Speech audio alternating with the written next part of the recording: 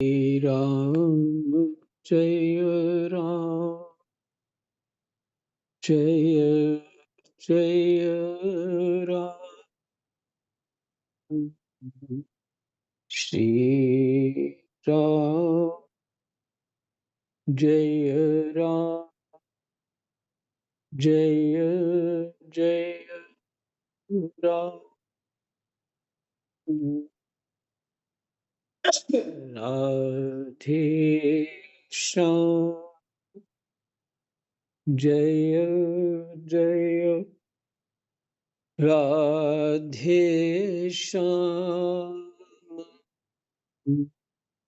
राधे श्याम। श्री गणेशाय नमः। श्री सीतारामाभ्यां नमः। श्री हनुमते नमः। श्री उमापते नमः। श्री गुरुवे नमः। सब संतन की जय जय। जय जय सीताराम राधे श्याम। श्रीमद्भागवत महापुराण तृतीय स्कंध 7वां अध्याय श्लोक संख्या 21। विदुर जी अब जिज्ञासा कर रहे हैं।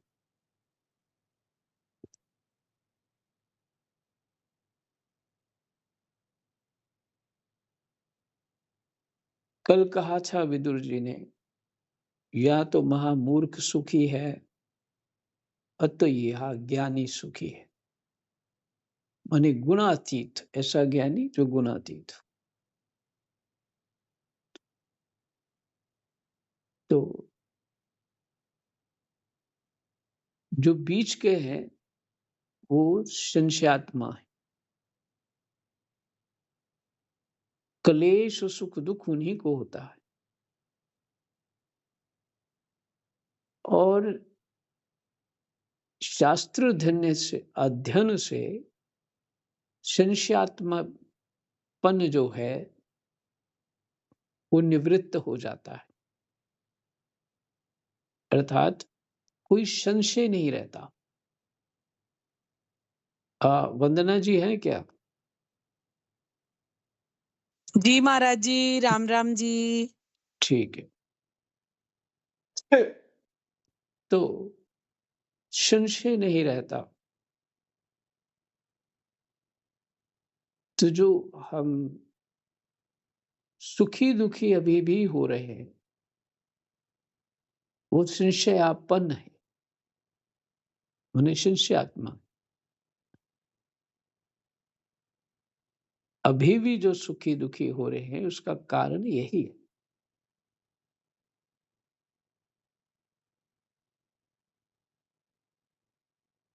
तो अब शास्त्र पढ़ते हैं तो प्रयास पूरा करना है कि हमें बात समझ में आ जाए, अपनी बात को निश्चय कर लें। बस यही बात है और कुछ नहीं, ये निश्चय हो जाए बुद्धि।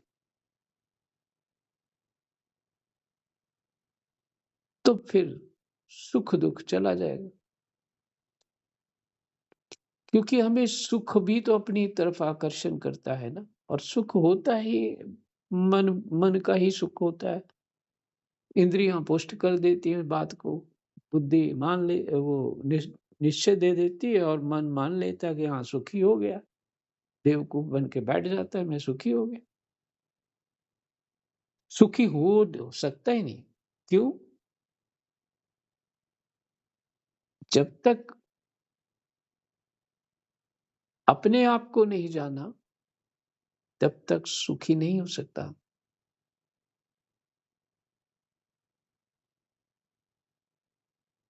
तो सुख और दुख ये जो जगत का है ये तो सिर्फ माया है,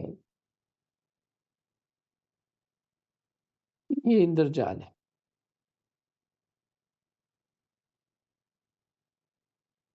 संसार के सुख को भी महत्व नहीं देना चाहिए, दुख को तो कोई महत्व नहीं देता। एक कीड़ा हो वो भी नहीं महत्व देता, तो सुख को तो महत्व देना नहीं चाहिए। गीता जी में दूसरे अध्याय में ना 6वां-7वां श्लोक, कि अर्जुन तू सुख और दुःख को सहन कर।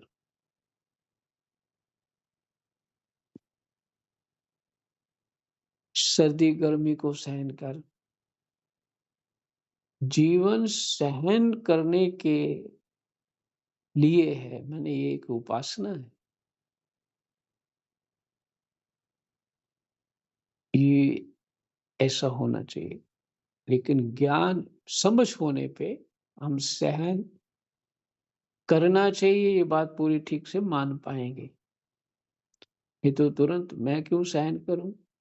मैं 1 घंटा काम ज़्यादा क्यों करूँ? दूसरे नहीं कर रहे। तो ये सब क्या बात है? संशयापन।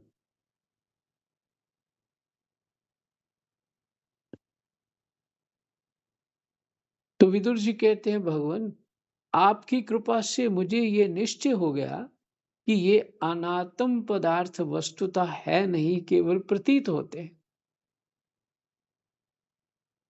ये निश्चय चाहिए हमको। अब मैं आपके चरणों की सेवा के प्रभाव से उस प्रतीति को भी हटा दूँगा।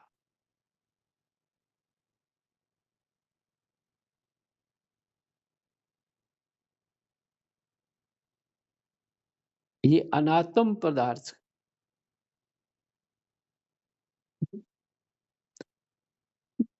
जो वस्तु आत्मा नहीं है, उसके अतिरिक्त जो कुछ भी है वो अनात्म पदार्थ हुए।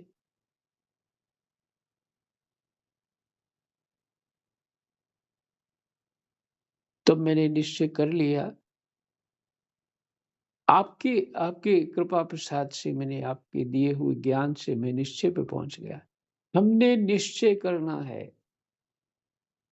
हमारा निश्चय दृढ़ होना चाहिए।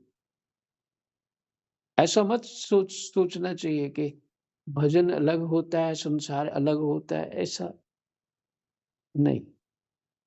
बात को जितना गंभीरता से हम लेंगे, समझेंगे, उसमें मन बुद्धि देंगे, उतना ही समझ आएगा।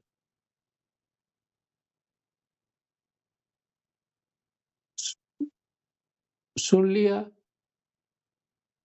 अच्छा लगा पाठ, फिर और कुछ करने लग गए, फिर और बुद्धि कुछ और करने लगे, फिर तो भूल गए। रात तो सो लिया, सुबह फिर वो भूल गए।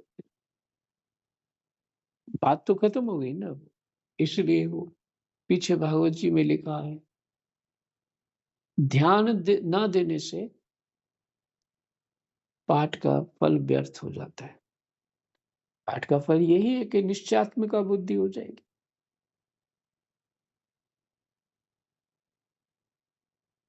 इन श्री चरणों की सेवा से नित्य सिद्ध भगवान श्री मधुसूदन के चरण कमलों में उत्कट प्रेम और आनंद की वृद्धि होती है।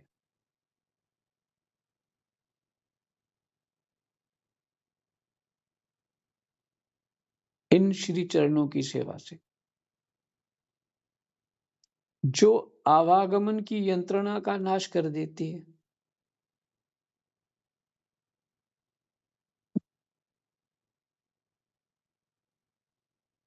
गायिका सामग्री अ, जो थी लता मंगेशकर,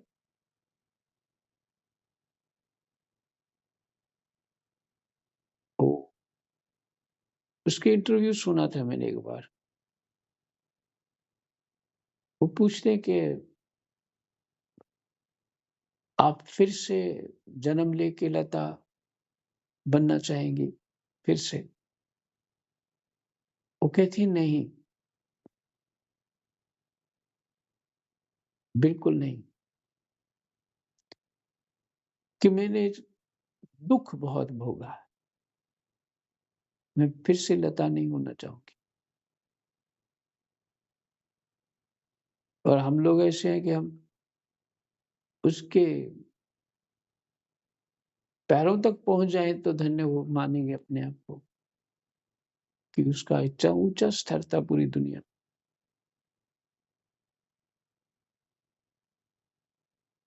तो आवागमन की यंत्रणा जीव जब दुखी होता है तभी समझता है कि आवागमन नहीं होना चाहिए।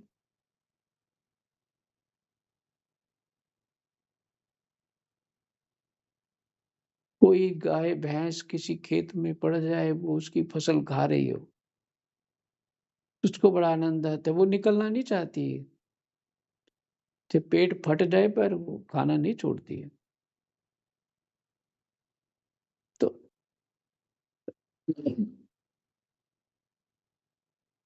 हमारी कामनाएँ पूर्ति होती रहेंगी, तो क्या हम छोड़ेंगे जगत को?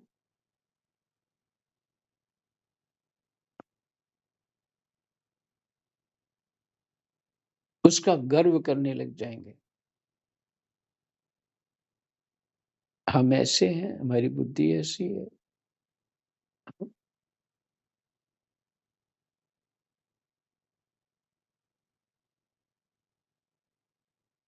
तो जब क्लेश होगा तभी आवागमन के यंत्रणा से छूटना चाहेगा। तो कहते हैं विदुर जी, जो आवागमन की यंत्रणा का नाश कर देती है, आपके चरण कमलों की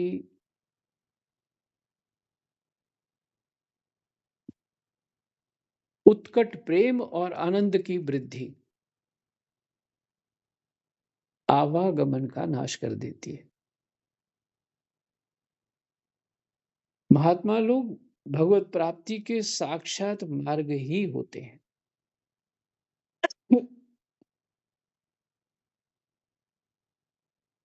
उनके यहाँ सर्वदा देव देव श्री हरि के गुणों का गान होता रहता है।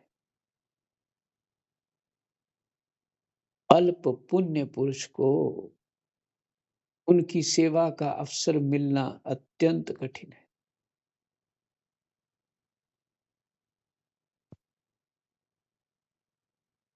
ये कल आपने भगवत चर्चा सुनी थी।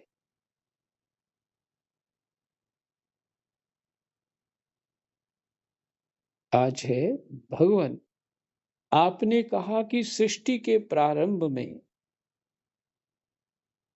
भगवान ने क्रमशः भेदादि तत्व और उनके विकारों को रचकर फिर उनके अंशों से विराट को उत्पन्न किया। जो अभी तक पीछे सुना उसको एक वाक्य में पूरा बोल दिया। भगवान फिर से, आपके आपने कहा कि सृष्टि के प्रारंभ में भगवान ने क्रमशः यानी पहले महदादी तत्व और फिर उनके विकारों को रचकर फिर उनके अंशों से विराट को उत्पन्न किया और इसके पश्चात वे स्वयं उसमें प्रविष्ट हो गए। भगवान प्रविष्ट, उन विराट के हजारों पैर, जांघें और बाहें हैं। उन्हीं को वेद आदि पुरुष कहते हैं। उन्हीं में ये सब लोक विस्तृत रूप से स्थित है। उन्हीं में इंद्रिय विषय और इंद्रियाभिमानी देवताओं के सहित 10 प्रकार के प्राणों का जो इंद्रिय बल, मनोबल, शारीरिक बल रूप से 3 प्रकार के हैं। इंद्रिय बल, मनोबल, शारीरिक बल, ये 3 प्रकार के हैं। आपने वर्णन किया और उन्हीं से ब्राह्मणादि वर्ण भी उत्पन्न हुए हैं। अब आप मुझे उनकी ब्रह्मादि विभूतियों का वर्णन सुनाइए।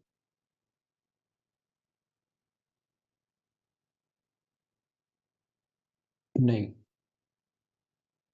अब आप मुझे उनकी ब्रह्मादि, तो ब्रह्मादि पढ़ना पड़ेगा। ब्रह्मादि विभूतियों का वर्णन सुनाइए, जिनसे पुत्र पौत्र नाती और कुटुंबियों के सहित तरह तरह की प्रजा उत्पन्न हुई और उससे ये सारा ब्रह्मांड भर गया। हाँ, इस शब्द ब्रह्मादि नहीं है, ब्रह्मादि है।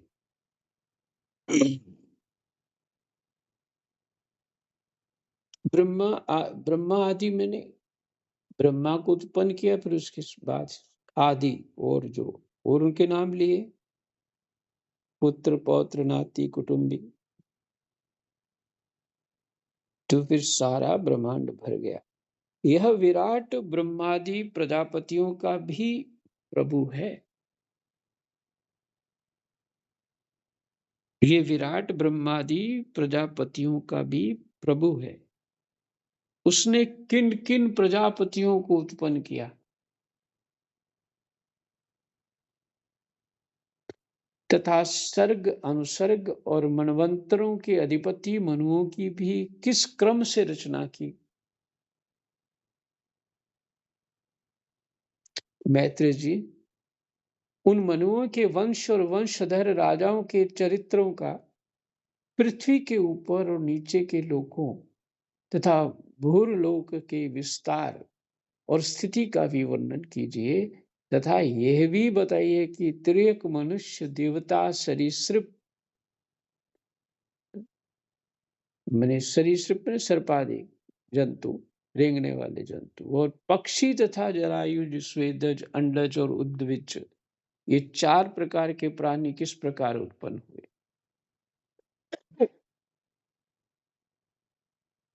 देखिए, एक चाबी है भागवत जी को समझने की, वो ये है कि प्रश्नों को याद करिए। चित्त में प्रश्नों को बैठा लीजिए। जिन जो प्रश्न किए गए उनको चित्त से अच्छी तरह बैठाइए। जब वो प्रश्न बैठेंगे तो फिर उत्तर ढूंढेंगे। चित्त जो है उत्तर की चाह करेगा, तो फिर उत्तर पढ़िए।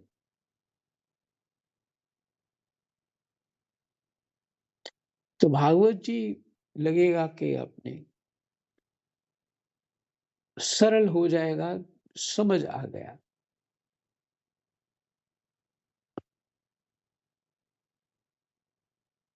तभी तो जीव अपने इस अज्ञान को दूर कर पाएगा, आवागमन की यंत्रणा का नाश कर पाएगा।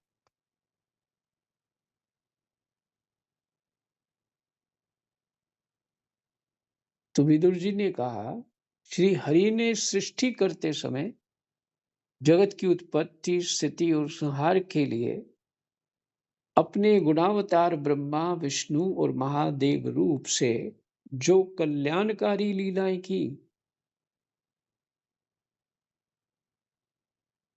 उनका भी वर्णन कीजिए।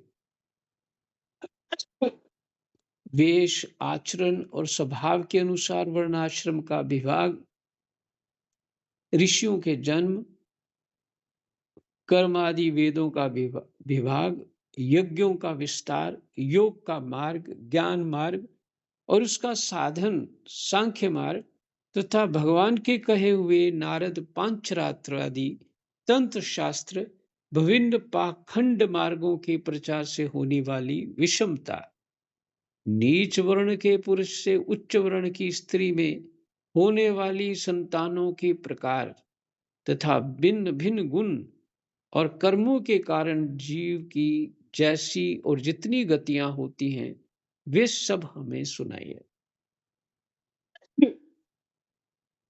देखिए, प्रश्नों की लिस्ट बड़ी लंबी है, तो जब वो उत्तर देंगे तो वो भी उत्तर भी बहुत लंबा होगा, इसलिए हमको समझ नहीं आता, भूल जाता है। बात तो समझ आती है पर भूल जाता है। क्यों? प्रश्न जो है वो हमारे हृदय का बन जाए ना। जो विदुर जी का प्रश्न है वो उनके हृदय का है, वही प्रश्न हमारे हृदय का हो जाए, तो जब इतना लंबा उत्तर होगा तो वो हृदय में बैठ जाएगा। तो लंबा प्रश्न है और लंबा ही उत्तर है।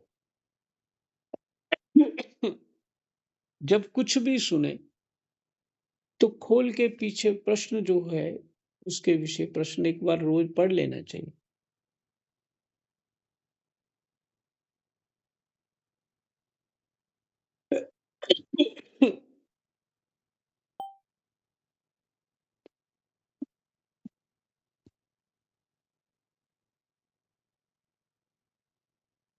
तो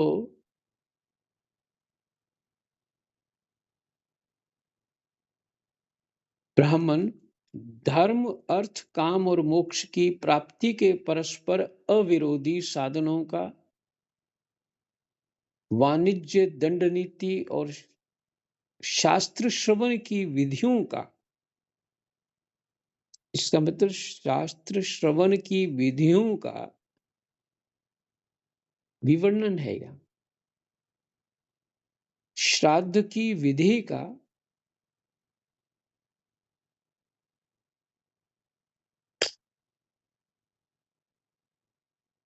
पितृगणों की सृष्टि का तथा काल चक्र में ग्रह, नक्षत्र और तारागण की स्थिति का भी अलग अलग वर्णन कीजिए।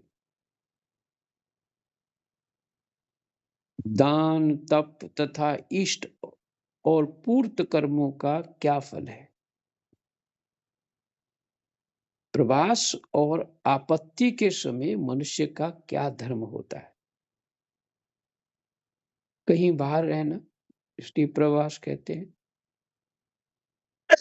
उस समय क्या आपत्ति और उस समय क्या मनुष्य का धर्म होता है? निष्पाप मैत्रेय जी, धर्म के मूल कारण श्री जनार्दन भगवान किस आचरण से संतुष्ट होते हैं? इसका उत्तर कितना सुंदर होगा, और उसी उत्तर को हम ढूंढ रहे हैं। सभी जीव उसी उत्तर को ढूंढ रहे हैं। धर्म के मूल कारण श्री जनार्दन भगवान किस आचरण से संतुष्ट होते हैं और किन पर अनुग्रह करते हैं, ये वर्णन कीजिए। द्विजवर, दीन वत्सल गुरुजन अपने अनुगत शिष्यों और पुत्रों को बिना पूछे भी उनके हित की बात बतला दिया करते।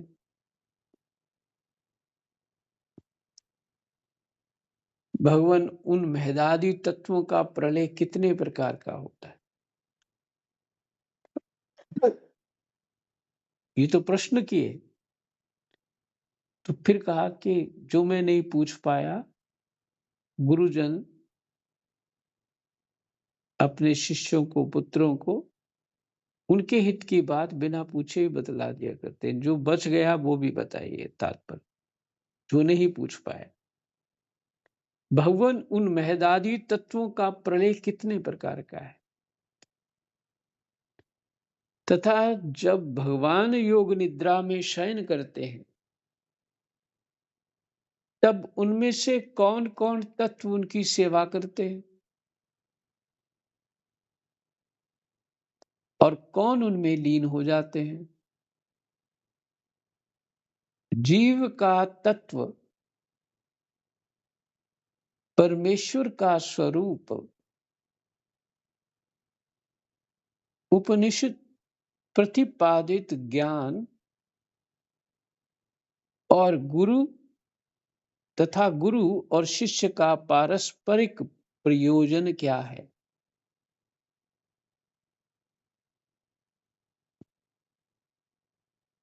फिर से, जीव का तत्व, परमेश्वर का स्वरूप, उपनिषद प्रतिपादित ज्ञान, उपनिषदों में जो ज्ञान है प्रतिपादित किया हुआ, और गुरु शिष्य का पारस्परिक प्रयोजन क्या है? गुरु और शिष्य जो बनते हैं उसका प्रयोजन क्या है? पवित्रात्मन विद्वानों ने उस ज्ञान की प्राप्ति के क्या क्या उपाय बतलाए? क्योंकि मनुष्यों को ज्ञान, भक्ति अथवा वैराग्य की प्राप्ति अपने आप तो हो नहीं सकती। देखिए, ये विदुर जी धर्मराज हैं। पहले तो ये प्रश्न कोई ऐसा चिंतन करता होगा, प्रश्न नहीं मिल रहे हैं तो वही प्रश्न कर सकता है। जिसने ऐसा चिंतन किया ही नहीं होगा वो प्रश्न कैसे कर सकता?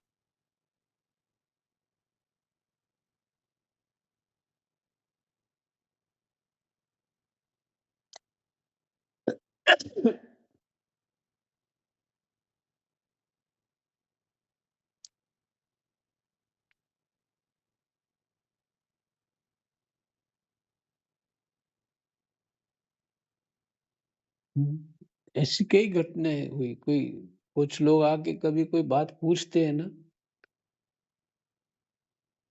तो वही बुद्धि जैसी होगी, वैसी बात करते हैं। आप महात्मा क्यों बने? ऐसे-ऐसे प्रश्न करते हैं। हुँ, कोई बात सुना दो, भई कोई कहानी सुना दो। साधारण जीव क्या प्रश्न करेगा? तेरी योग्यता ही नहीं होती। इसलिए मैं कह रहा हूँ कोई स ये प्रश्न तो आश्चर्य हो रहा है मेरे को, उनके प्रश्नों को सुन के।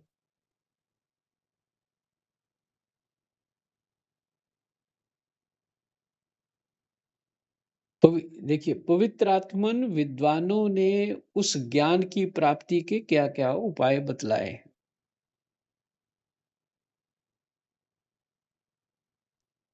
क्योंकि मनुष्यों को ज्ञान, भक्ति अथवा वैराग्य की प्राप्ति अपने आप तो हो नहीं सकती। ब्राह्मण, माया मोह के कारण मेरी विचार दृष्टि नष्ट हो गई है। अभी कहाँ विचार दृष्टि नष्ट हुई है?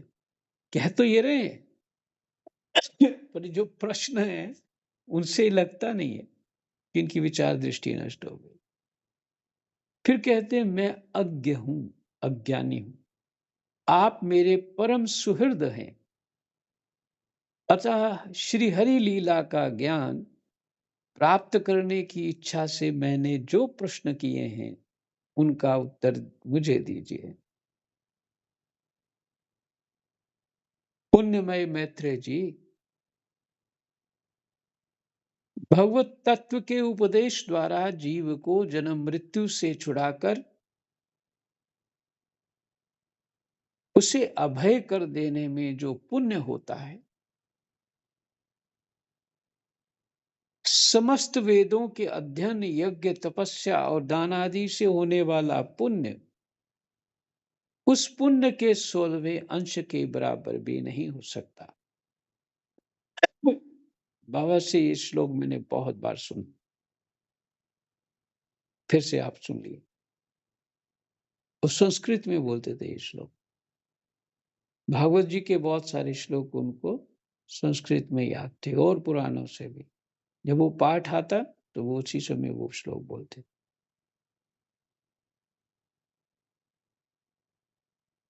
फिर से, पुण्यमय मैत्रेय जी, भगवत तत्व के उपदेश द्वारा जीव को जन्म मृत्यु से छुड़ाकर उसे अभय कर देने में जो पुण्य होता है, वास्तव में उपदेश से ही, और शास्त्र उपदेश ही कर रहा है ना।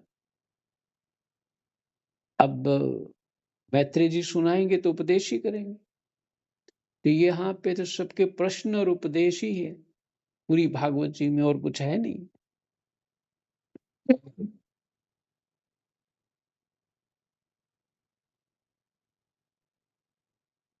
जीव को जन्म मृत्यु से छुड़ाकर अभय कर देने में जो पुण्य होता है,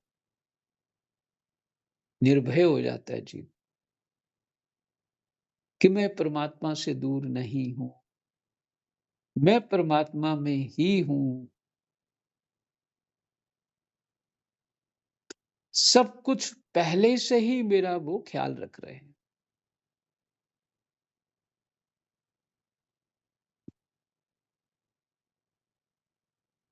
जब ये पता लग जाता है तो जीव अभय को प्राप्त होता है। फिर कहते हैं समस्त वेदों के अध्ययन, यज्ञ, तपस्या और दान आदि से होने वाला पुण्य उस पुण्य के 16वें अंश के बराबर भी नहीं हो सकता। ये सारा पुण्य जो जीवन भर की तपस्या है, इसका पुण्य और किसी को संसार चक्र से छुड़ा देना, उसकी तुलना उस पुण्य की तुलना इ एक अंश भी, 16वांश में नहीं, एक अंश भी इतने तप आदि, दान आदि, पुण्य आदि, ये सबका पुण्य ले, तो उस पुण्य के बराबरी नहीं कर सकते, एक अंश की भी बराबरी नहीं कर सकते। श्री सुखदेव जी कहते हैं, राजन, जब कुरुश्रेष्ठ विदुर जी ने मुनिवर मैत्रेय जी से इस प्रकार पुराण विषयक प्रश्न किए,